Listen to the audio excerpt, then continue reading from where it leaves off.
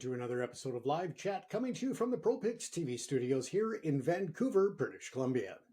Now, truth has always had enemies, but today the war against it has been fought on every front. It's a war against the people we trust to tell us what's happening in our world, the journalists. Now they are being silenced. Not just with bullets and bombs, but with lies, with laws, and with a relentless campaign to turn us, the public, against them. Tonight on Live Chat with James, we're going to investigate the global assault on journalism and ask, when you kill the messenger, what happens to the message? Before we get started, I would like to give a special shout out to Stephen Colbert and, of course, Jimmy Kimmel, as they are being silenced by ABC, by Disney, and most of all by Donald Trump and the US administration. The Donald Trump administration has taken a direct aim at legitimate journalism as well as entertainment and comedy shows. They are taking direct aim at the freedom of speech and the right to free expression. It is sad that in this day and age, in 2025, we're seeing that large conglomerates and media corporations are bowing to the whims and desires and demands of politicians trying to silence any type of opposition. It's a sad day when the right of every American and every person around the globe is being squashed by political influence. It's not just in America, it's happening around the world. And it's happening with surprisingly and scaringly increasing numbers. Tonight, we're going to take a look at that. As a journalist, I'm a member of the International Federation of Journalists, the CWA Canada, that is the Canadian Communications Workers Association, and that is the Canadian Union for Media.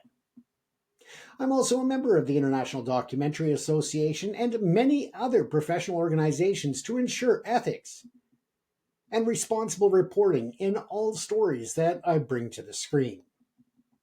Now, some may differ from my opinions. Some may not agree with the facts that are presented, but I assure you that I take great lengths to make sure that what I'm reporting is the truth. Whether or not people disagree with it, that's okay. Everybody has the right to an opinion. Everybody has the right to express that opinion without the threat of violence or retaliation. We've recently seen the death of Charlie Kirk in the United States of America. He was expressing that freedom of speech and the right to free expression at the university in Utah Valley. This is a shame. I may not agree with Charlie Kirk. I may have different values and ethics. I may have a different belief system. But at the end of the day, I stood firm in protecting his right to his freedom to speak, to share his opinions, and to not be targeted for any of that. Unfortunately, as there are people who stand up and scream about this horrific event, and I agree, it was horrific, sad, and should never have happened. But at the same time, some of these same individuals are the ones that want news agencies to be having their licenses pulled, media companies to be silenced. People like Jimmy Kimmel and Stephen Colbert pulled off the air for expressing their opinions. Right or wrong, whether you agree or disagree. Again, this goes much deeper than what is spoken by these individuals on the screen. It is a direct attack on the freedom of speech and the right to free expression as we know it in the Western world. As we know it, to help keep democracy in check and to hold political representatives accountable. And that seems to be the problem. A lot of political influence is being utilized to silence the media, to silence anyone on the media cycle, whether that's talk shows, whether it's Saturday Night Live and comedy shows. They want to silence any type of dissent or any type of critique. And that is a danger to democracy around the world. As we move forward here, again, we need to stand up to protect the freedom of expression and the right to that, to publicly voice that opinion. But more and more, we also have to look at the fact that when we zero in on journalism in itself, there is a fight to try and get the truth out to the masses. It is being silenced, whether it is from actors in Russia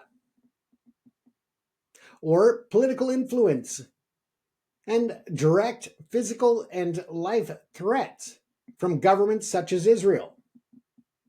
Whether or not it's foreign interference and transnational repression at the hands of Narendra Modi in India, who is taking action against individuals on foreign soil. This is a threat to democracy. If you believe that it's okay to silence some while promoting others, then unfortunately you lose the balance. You lose the objective views.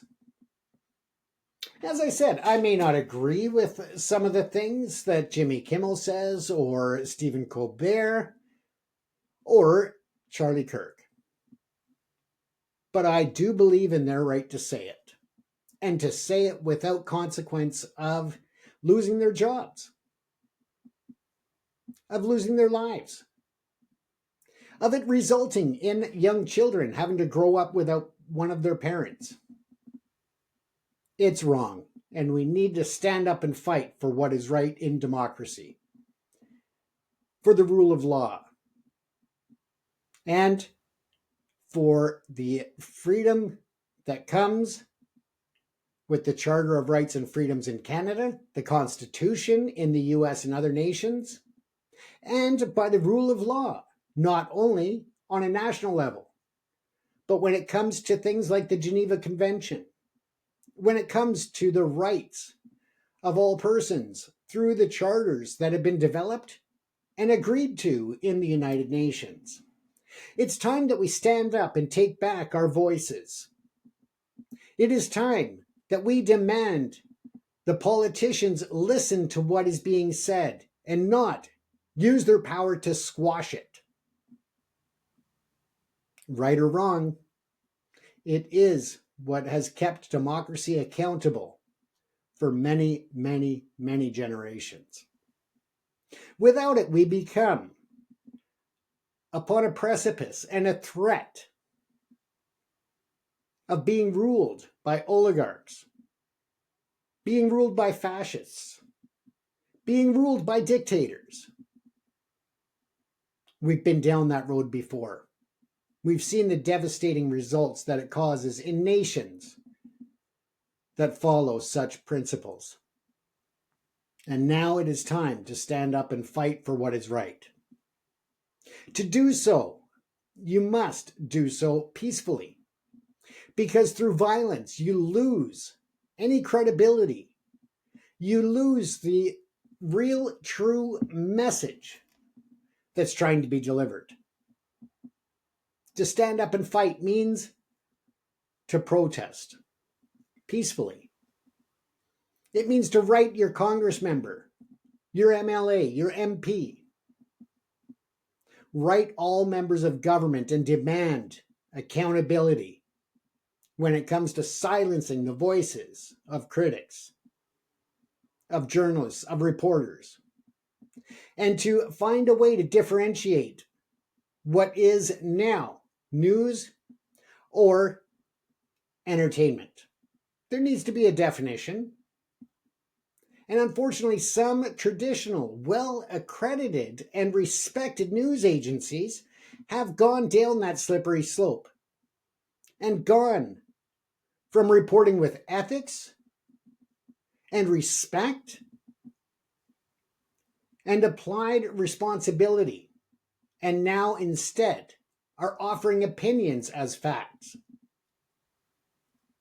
are offering lies as facts. knowingly and willingly allowing public figures airtime, whether it's on streaming platforms, whether it's on social media platforms or traditional television or in print,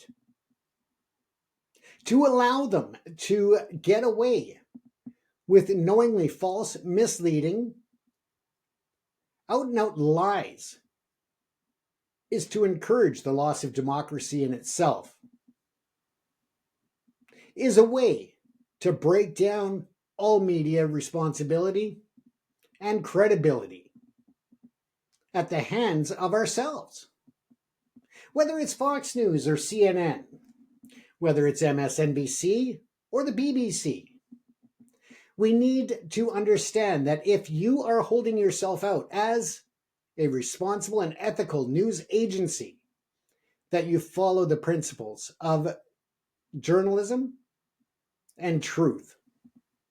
If you're not going to follow that, if you're going to offer innuendo, rumors, and opinion as facts, I'm not saying to stop doing so. What I'm saying is make sure that your audience understands the difference, that you are not reporting news with ethics. You are bringing up opinions and misinformation. There needs to be a differentiation because a lot of people these days are losing sight of what is truth and what is not. Governments are spending hundreds of millions of dollars a year now on social media bots, on media platforms, and on news media outlets to offer misinformation, disinformation, and out-and-out lies, to try and curb the opposition, whether it's to policy or its need to hold political individuals, including Trump, to account for actions that they have taken that are against the public interest. Now, as I said, for any democracy to function, its citizens need a shared set of facts, a common ground of reality from which to debate. They need to decide and govern through those common grounds of reality. For decades, we turned to what we called the mainstream media for that foundation. But that foundation is cracking. Today, for millions, the news isn't a source of information, it's a source of division. And that is where we are losing. Midway through the 20th century, the news media was among the most trusted institutions in America.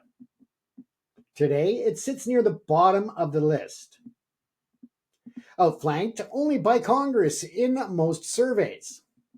This collapse in trust isn't by accident. It's a symptom of a deep and growing political polarization that has fundamentally reshaped our media landscapes.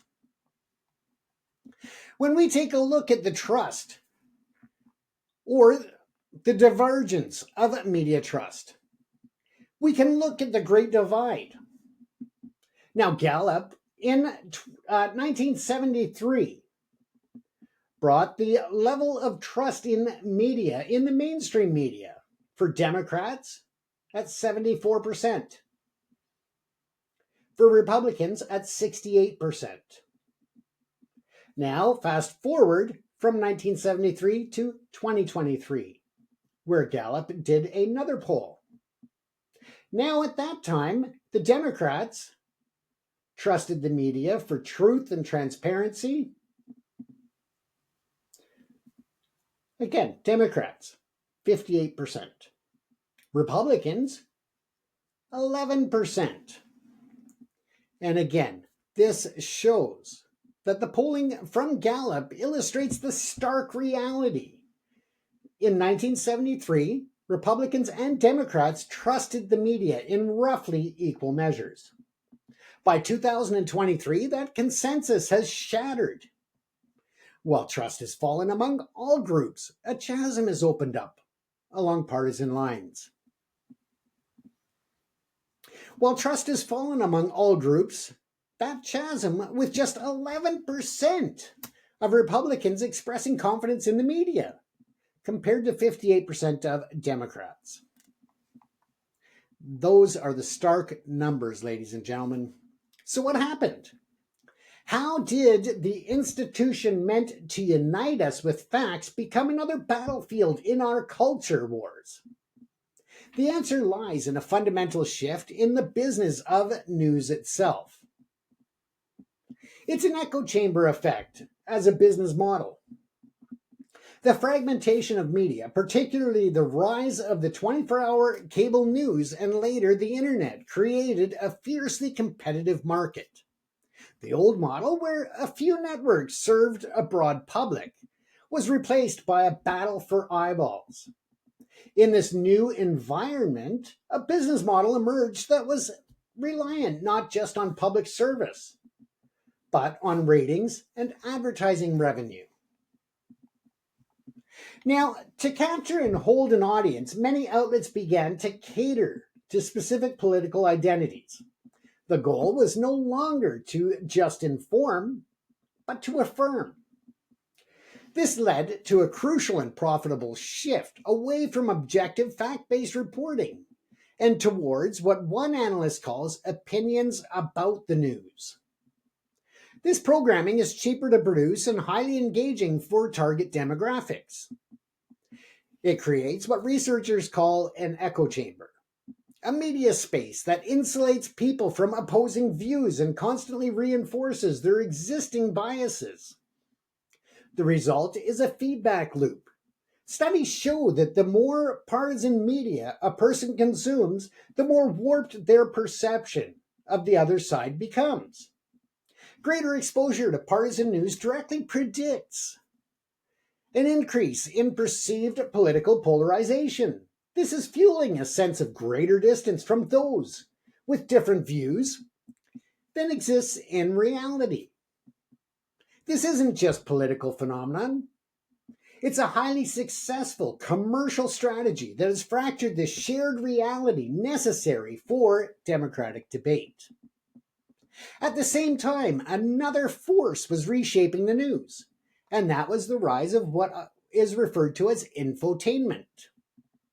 Infotainment is the fusion of information and entertainment.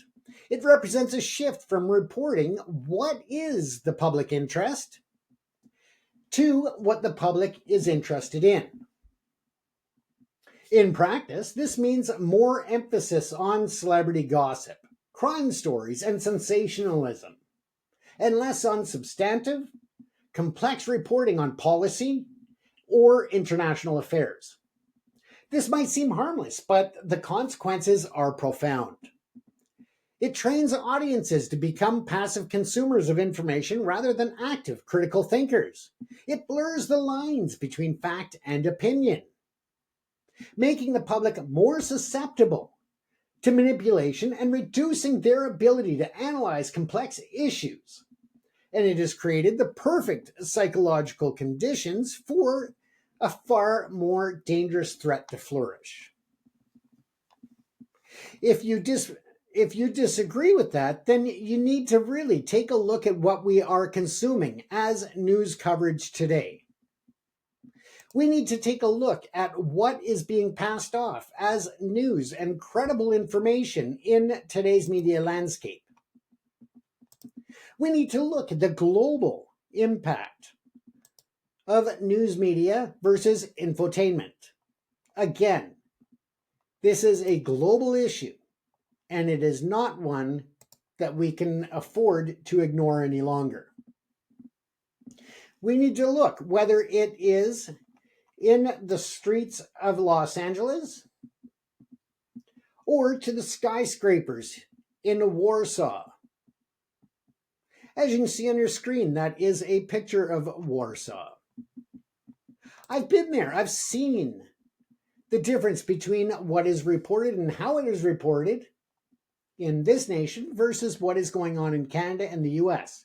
And I'm not saying that they differ greatly in what we're seeing, but there is a bit more responsibility of foreign media when they're on foreign soil.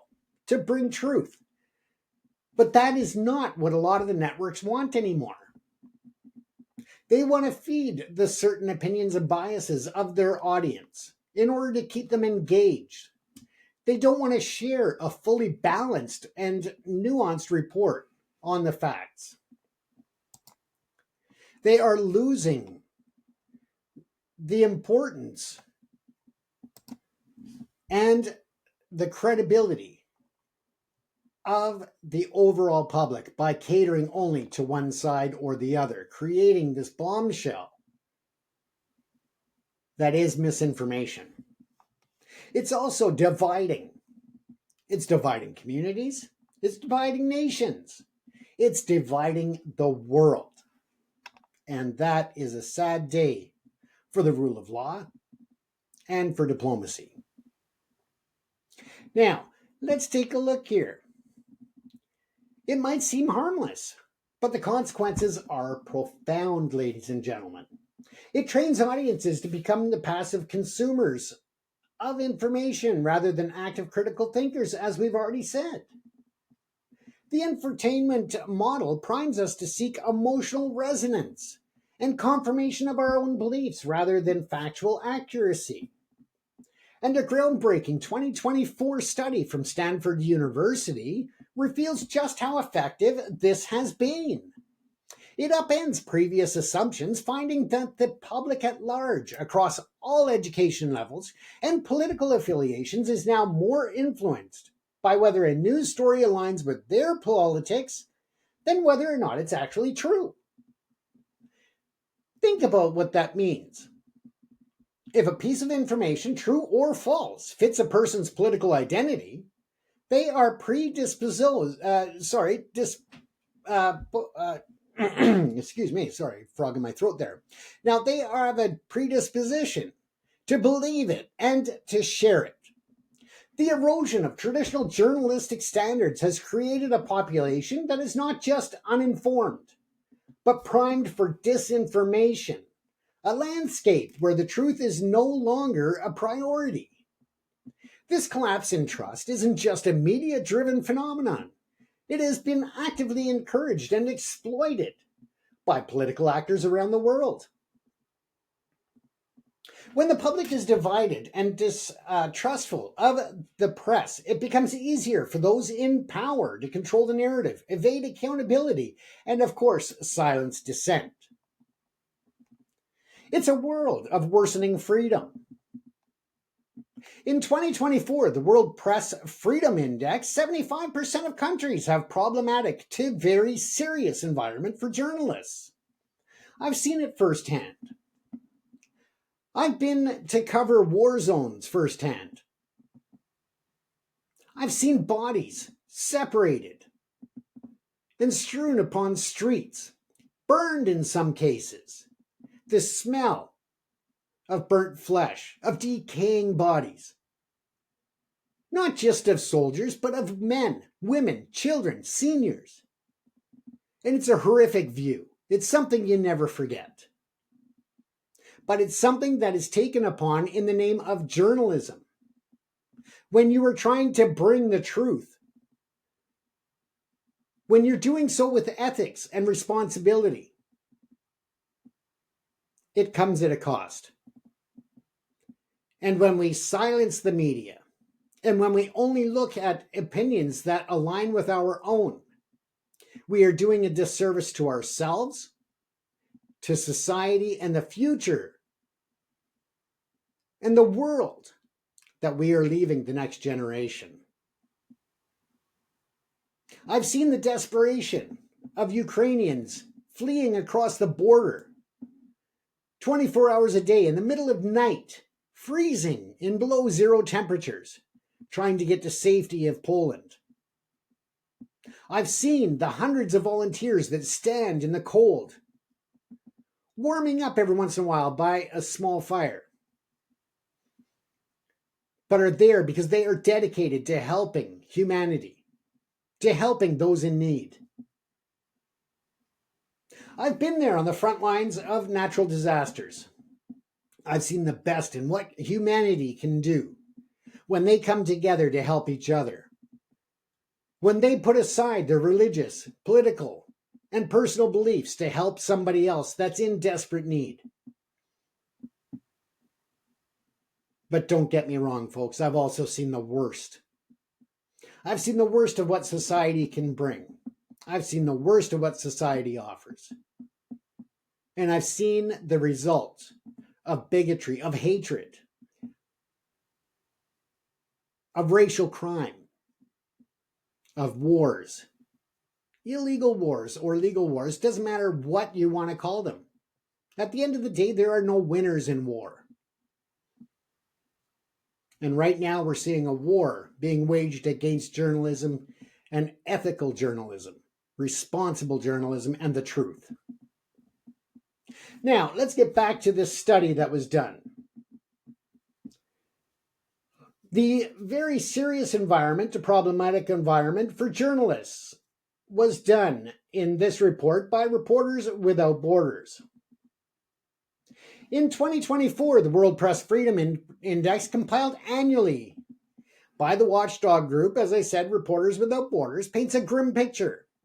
It was a difficult year for journalists, with 3/4 of the 180 countries evaluated have problems.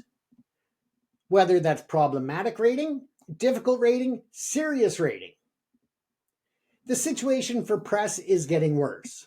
Only 1/4 of the world's nations are now considered to have satisfactory or good environments for journalism, a decline from from previous years. The single biggest reason for this global decline? Politics, folks. The RSF's political indicator, which measures the degree of support and respect for media autonomy from political actors. It has fallen more than any other metric by an average of 7.6 points globally.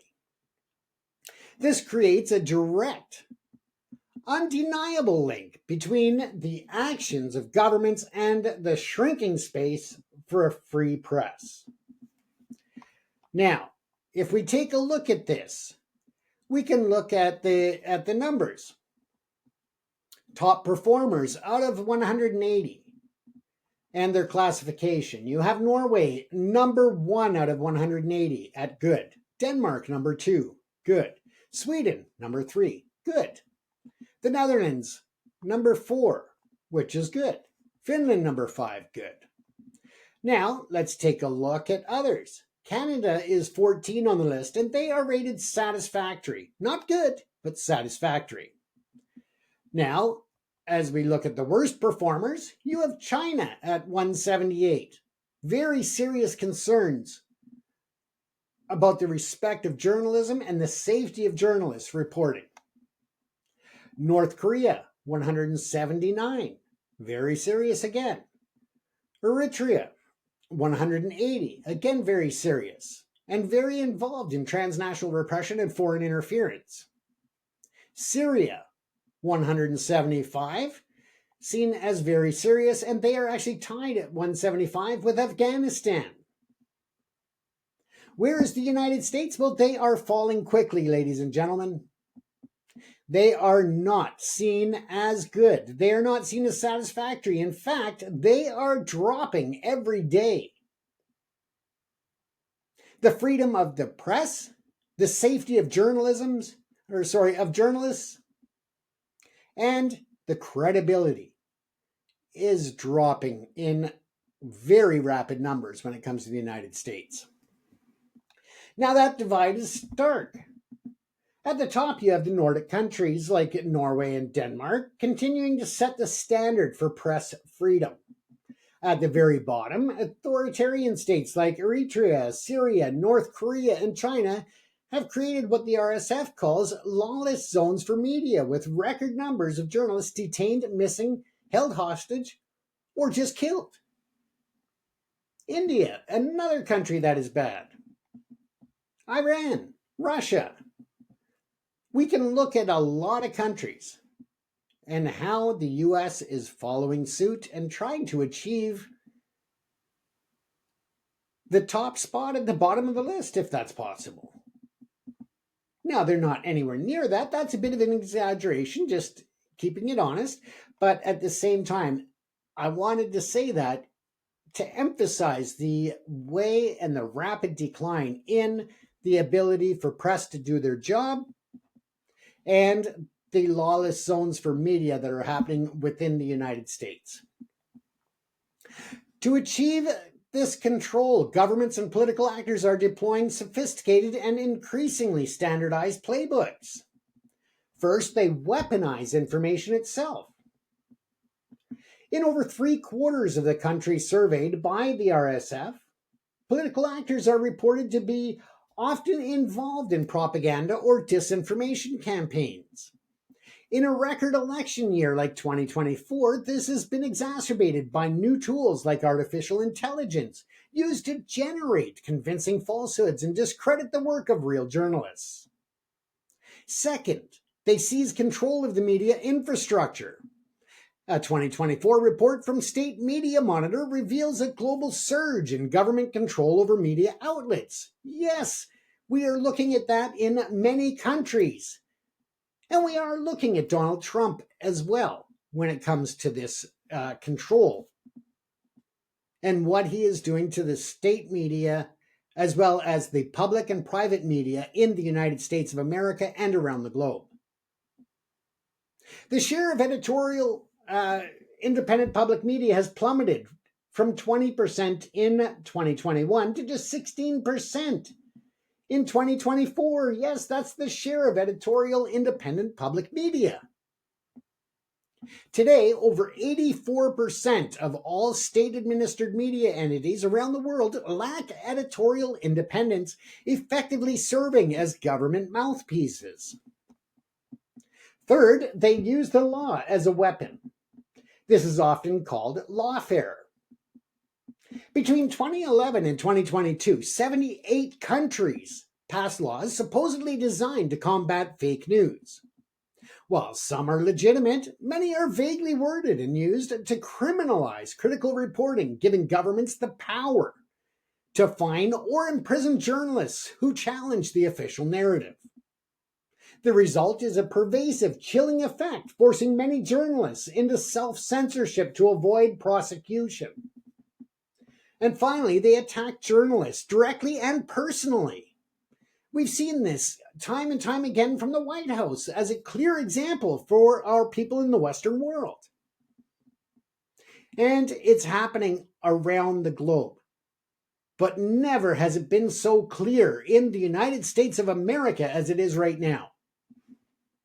World leaders from all continents now routinely and publicly berate, vilify, and incite hatred against reporters.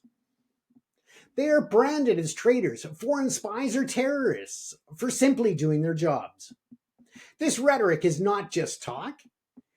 It's deliberately placed in order to erode the public trust and create a climate of impunity where physical violence against the press is seen as acceptable, even as patriotic. What we are witnessing is a dangerous convergence of tactics. The playbook for suppressing the press, once largely confined to autocracies, is being mainstreamed globally. Repressive methods pioneered in places like Russia are now being adopted in Eastern Europe and Central Asia, as well as Western nations like the United States of America.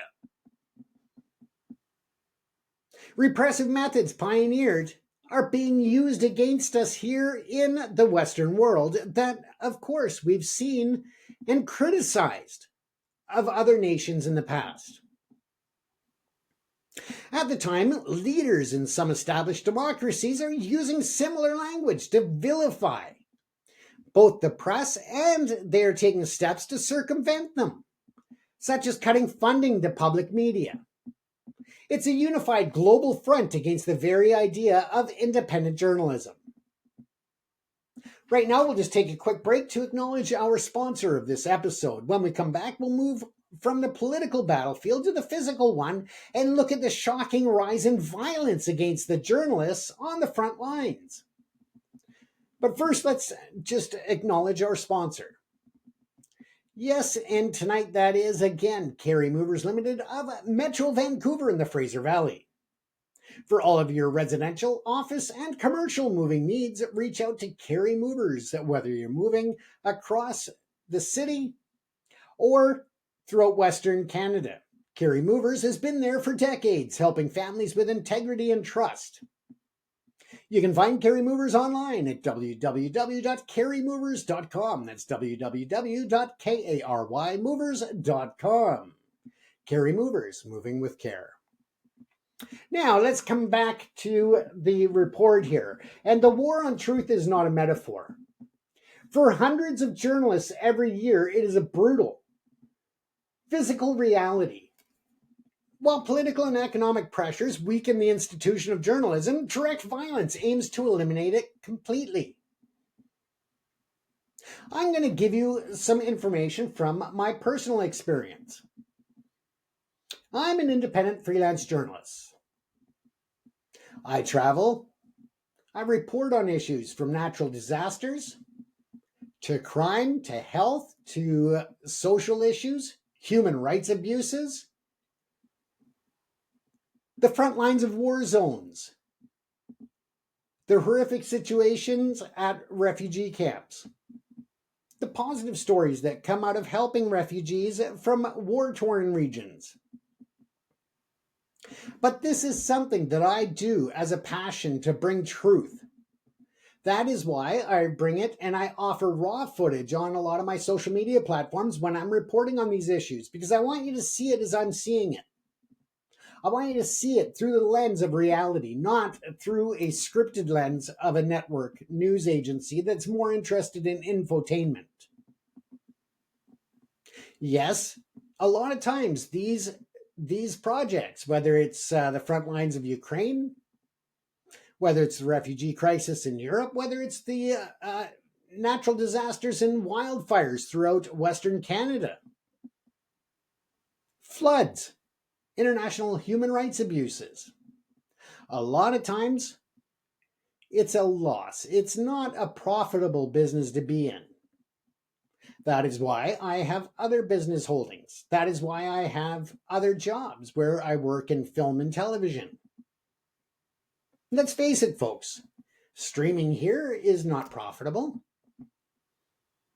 These other positions assist me in having the funds available to be proactive and to go and report honestly, transparently, and on point for these important cultural and national security and, of course, current events. That is the priority. While doing so, of course, for example, in the Ukraine and along the borders of Ukraine, donating money, donating goods, assisting people in need. Again, taking money from the pockets to help others, because that is how you get through some of the darkness that you see. The dead bodies, the war zones, the needless death of others. It's doing these positive good deeds as well that helps to balance out in terms of the mental health and the mental impacts of reporting on such situations. I've been out there in areas where I've been held with machine guns at my head. They went through my phones and my cameras to make sure that I wasn't communicating with the other side, to make sure I wasn't taking footage or images of sensitive areas. It's not always easy. It's not always pretty. But it's about bringing truth and facts. That's why at ProPix Canada, we actually have a fund for good. Whether it's helping to fund needs of victims of violence or of crime, to helping people in war zones or people that are in refugee camps. That fund is there to help to do good in the world, to bring education, to bring the truth, and to bring resources where they may not be accessible to all. And that's what ProPix TV True Crime and Justice TV, and of course ProPix Canada Media is about. It's about bringing the truth, unbiased, and not influenced by corporate America or corporate Canada or other corporations. It's about just bringing the raw truth and the raw images. You can see here in this image on the screen, and as we take a quick side turn here, that is of Warsaw, as I was landing in Warsaw just after the start of the attack on Ukraine in 2022. I spent some time covering the the refugee camps, the refugee welcome centers, and the processing centers, and refugees along the border trying to escape the potential attacks by Russians. Grandmothers with their grandchildren at 3 o'clock in the morning at 10 below zero, carrying whatever they could that represents their whole life in a bag. And some of the people, including one grandmother in particular, she was carrying a cat carrier with a cat in it and her grandchildren. She made it across that border after 24 hours of standing there waiting to get across at the border crossing, and that was after days of traveling to get to the border. They were cold, they were hungry.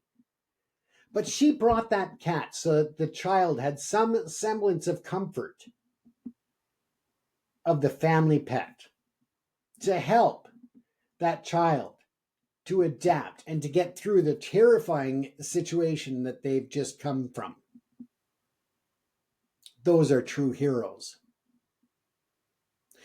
And when you look at it, there's also, other situations. When I was there in Poland at some of the refugee camps, they were short on diapers, on formula, on pet foods, and other necessities that the different refugees required when they hit that border, when they were able to cross into a safety zone, whether that was in transit to other nations around the world or if they were staying in Ukraine in Poland until it was safe to return to Ukraine. They all had personal needs. And some of the different organizations were running short on some of these goods. So instead of just sitting there and bitching about it or feeling bad about it, I had a rental car. So I went into town to the Chiam Plaza or the Chiam Mall, or Chelm, I believe it was called. And there was a grocery store there. So I went in and I bought a bunch of the items that were needed. I had some rechargeable filming lights, camera lights that were with me. Some of the places that I was at did not have lighting for nighttime to help the refugees at their particular spots along the border. So I donated them. Sure, it left me without the number of lights I would have liked, but at the end of the day, what does it matter? It helped those people that were in need. Here I am at a grocery store. Let's take a look at that for a quick second. If it'll let us. So we're inside the little shopping grocery store here. Just picking up some things that refugees might need as they cross the border. So have a good night, everyone. So we're inside. Again, that was just very quick and simple. Just going to the grocery store to fill up the rental car with everything that I could fit into it. Diapers, cat food, baby formula, whatever I could get in the car, I put in there. And that was an important thing for me, and I think important for the people receiving it, because at the end of the day, it's about humanity. It's about reporting the reality, but also being a part of the solution, not a part of the problem. So let's get back to our report here, ladies and gentlemen. I'll just share a screen, and as we continue the report, I'll just share this one here so it's not just my face on the screen that you're looking at. This is the main transportation hub and transportation facility in Ukraine, in the capital of Kiev. As you can see on the left of the screen there where my cursor is, hopefully you can see my mouse there. This is during the war. This is usually jam-packed with people looking to commute between towns or across the city, depending on which platform you're on. And of course, during this time, it's almost empty. Most of the city had been evacuated of civilians. Most of the people who were still in the city were there to support the military and the volunteer civilian fighters that were trying to protect the capital and the history and the culture of a great nation of Ukraine. But again, sad to see where this takes us, because now you have people that are defending the actions of Russia. And in some cases, that includes politicians. But let's go back to what the report is, folks, and that's the numbers for 2024. The Committee to Protect Journalists, or the CPJ, reports a record-breaking 124 journalists and the media workers in addition to those journalists that have been killed. The highest annual death rate in more than 3 decades. And that's since they've been keeping records, and again, for 3 decades. The United Nations Educational, Scientific, and Cultural Organization, also known as UNESCO, reports a lower but still devastating figure of at least 68 killed. The discrepancy in these numbers comes down to methodology. The CPJ's work is rapid and advanced advocacy focused, aiming to sound the alarm quickly, whereas UNESCO is a slower, more rigorous UN verification process, confirming cases only when a direct link to their profession is established. But the key takeaway is not the exact number, ladies and gentlemen, it's the undeniable alarming trend. 2024 was one of the most dangerous years to be a journalist in modern history. Let's face it, to date, 5 journalists that I met while in Ukraine covering the war, 5 of them that I met there, are no longer able to report any longer because they are no longer alive. That is sad. Whether it's at the hands of missile attacks or out and out murders by Russian soldiers. The fact that the journalists are not being respected in the capacity that they are doing a job to try and bring truth and transparency to the world is sad. The primary driver for this horrific record is, of course, looking over towards the Israel-Gaza war. According to the CPJ, at least 85 of their recorded 124 deaths in 2024, or nearly 70%, occurred there.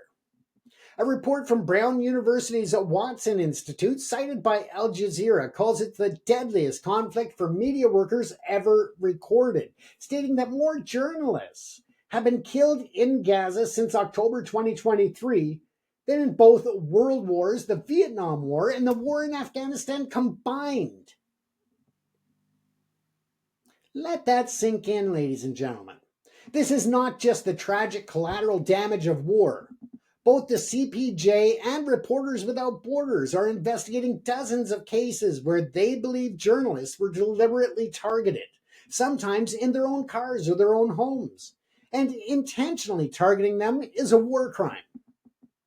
The situation in Gaza is not just another dangerous conflict zone.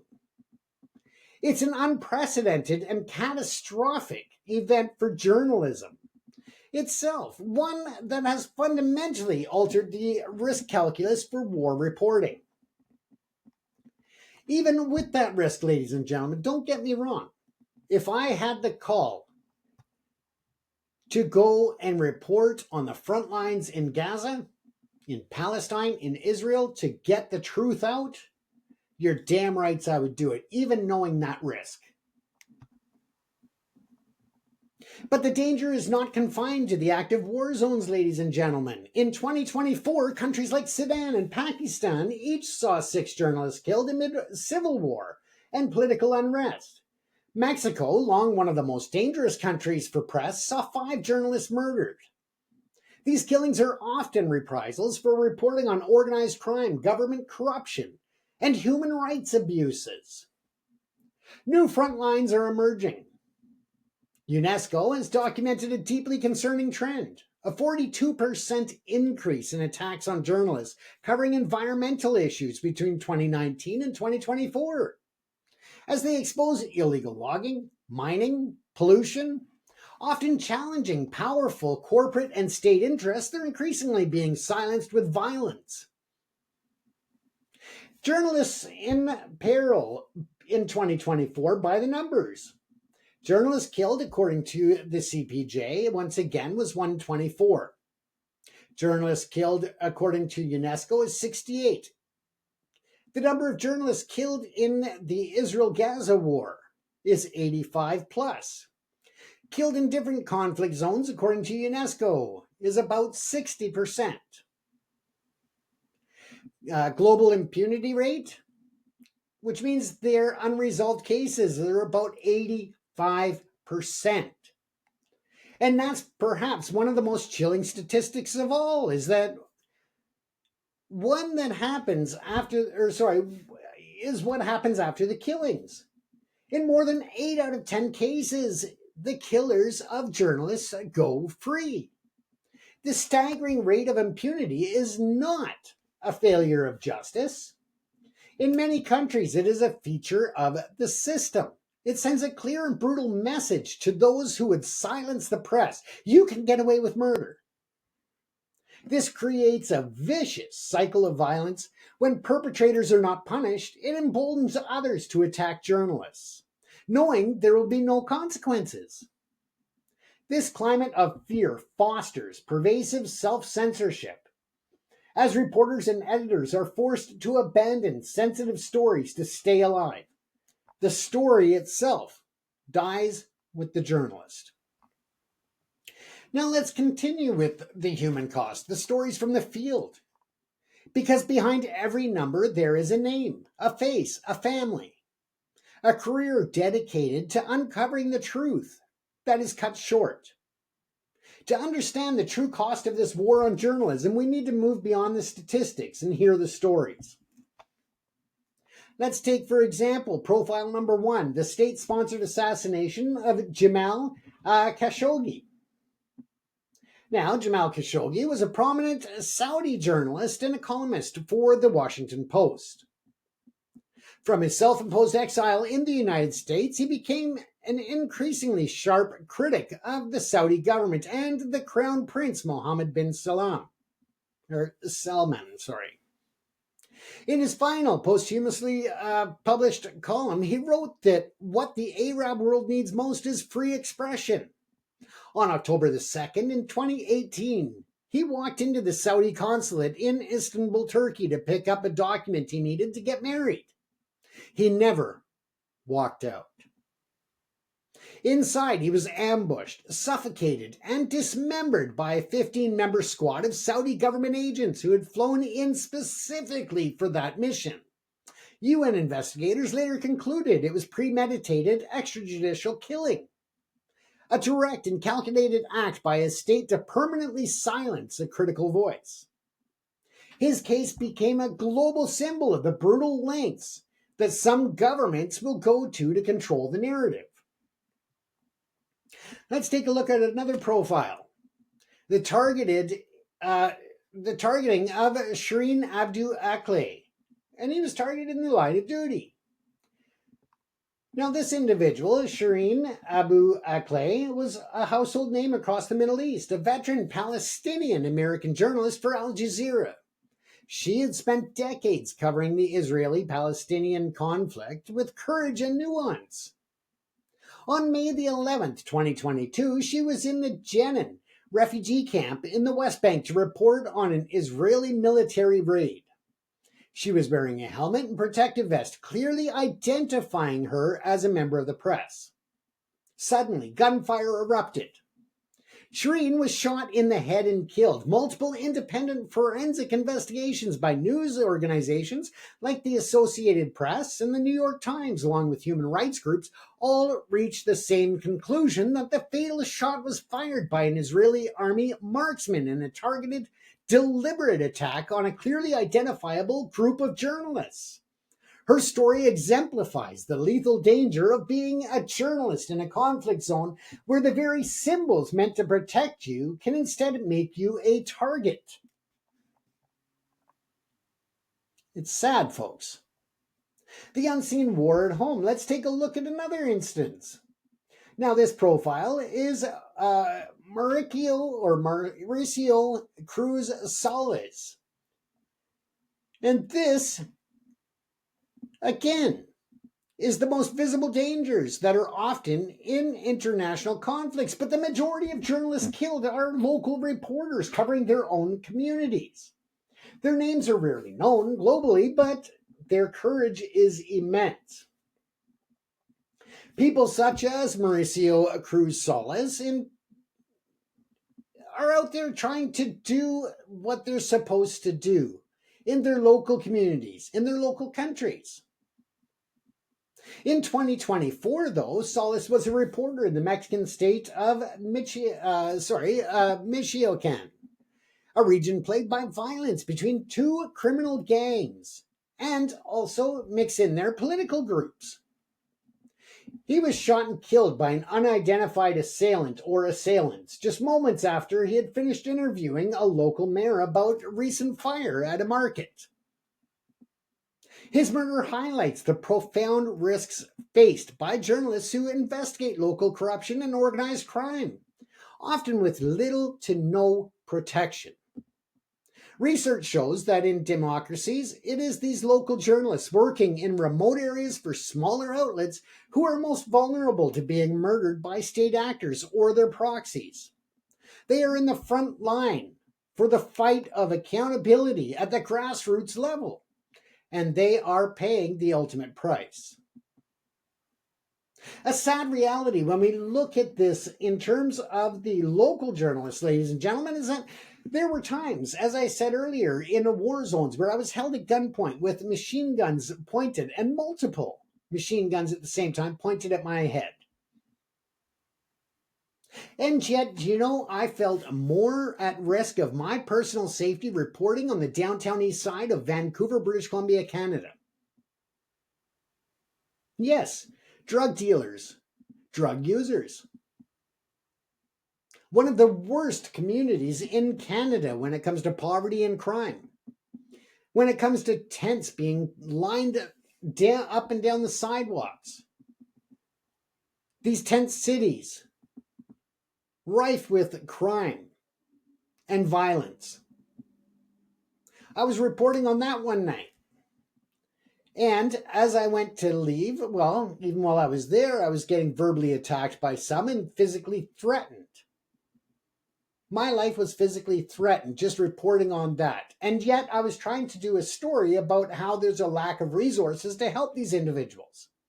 I did not film a lot of people in identifying them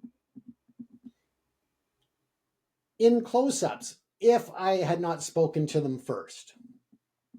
I asked for the majority of people, or the ones that were prominently identifiable, I asked permission before I caught them on camera. I wasn't there to humiliate, I wasn't there to embarrass, but when people got in my face and started threatening my safety, then of course I had to roll cameras on that to ensure that I at least had that documented. As I went to pull out from the curb, I had a drug dealer and his associate come screeching in and cut me off in a van, got out of their vehicle and came at me to attack me. I had to quickly back up and then go forward and through a red light and make a quick left turn to get away from them. And that's in Vancouver. That's in Canada. And that shows the lack of respect for journalism and media. Even when you're trying to do something in the interest of the community in which you're reporting, there's still a very real threat. Just hold, folks. We'll fix that. It switches off my background in order to notify me that I'm over time. So we are just going to restart it and we'll just keep going anyway. Now, the loss of these journalists and the hundreds like them is a loss for all of us. When we are looking at the next stage, we're going to take a look at the new digital front in this war and what's being done to fight back. First, let's once again thank our episode sponsor, and that is Carry Movers Limited. Carry Movers Limited has been working for over 20 years in the Metro Vancouver, Fraser Valley area for local moving services, as well as Western Canada for long distance moves. Again, whether it's your home, your business, or your offices, feel free to call Carry Movers, and they can be found online at www.carrymovers.com. They've been serving, as I said, Metro Vancouver and the Fraser Valley for decades, and Western Canada with respect and integrity. Long distance or local, get your free quote from Carry Movers at www.carrymovers.com, www.karymovers.com, your trusted moving partner. Now, let's get back here, folks, to the attacks on journalists, because they are not limited to the physical world. A new insidious front has opened up online where disinformation campaigns and targeted harassment are used to silence reporters with devastating real-world consequences. Online violence against journalists is rampant and disproportionately targets women. A global UNESCO study found that a staggering 73% of women journalists have experienced some form of online violence in the course of their work. Now, to be clear, this is not just trolling or harsh criticism. This is a coordinated onslaught that includes doxing, which is the malicious publication of their home addresses and phone numbers, digital surveillance, and a direct graphic threat of physical and sexual violence against them and their families. These are often not random acts by lone individuals. They are frequently organized disinformation campaigns, sometimes state-sponsored, designed to discredit a journalist's reputation, destroy public trust in their work, and intimidate them into silence. The abuse is often highly personal and gendered, using misogynistic and racist tropes to dehumanize the target. And this digital abuse has a direct physical consequence. The constant barrage of threats creates a climate of fear. But more than that, it serves as a predictable precursor to real-world violence. The same UNESCO's research found that 1 in 5 women journalists who experienced online violence were subsequently attacked or abused offline in connection with those digital threats. Online harassment is not separate. It's not a lesser issue. It is a critical and dangerous part of the escalation pipeline that leads to physical harm, and it must be treated with the same seriousness. Now, when you look at fighting back or the resistance, the face of this unprecedented global assault, there is global resistance, a coalition of journalists, legal experts, and civil society organizations that's trying to fight back on multiple fronts. First, through advocacy and protection. Organizations like the Committee to Protect Journalists provide direct emergency assistance to reporters in distress, from legal aid to relocation funds, while their research holds attackers accountable. Reporters Without Borders tirelessly monitors global press freedom, shining a spotlight on abuses and the highest levels of those abuses. Now, there's a UN plan of action on the safety of journalists, and it is a global strategy focused on prevention, protection, and prosecution. In its first decade, it has helped train over 30,000 judicial officials and has seen the global impunity rate for journalist killings drop by 9 percentage points.